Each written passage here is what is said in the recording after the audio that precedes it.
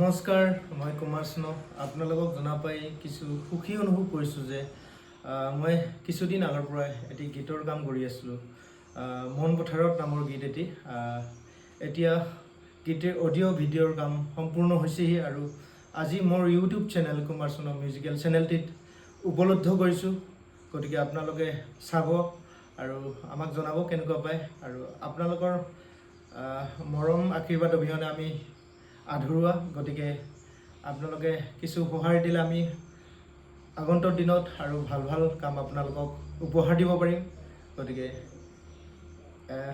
মোৰ ইউটিউব চেনেলৰ লিংকত গৈ চাব আৰু আমাক কেনেকুৱা পায় জনাব। আজিলৈ ইমানখিনি। নমস্কাৰ, ধন্যবাদ।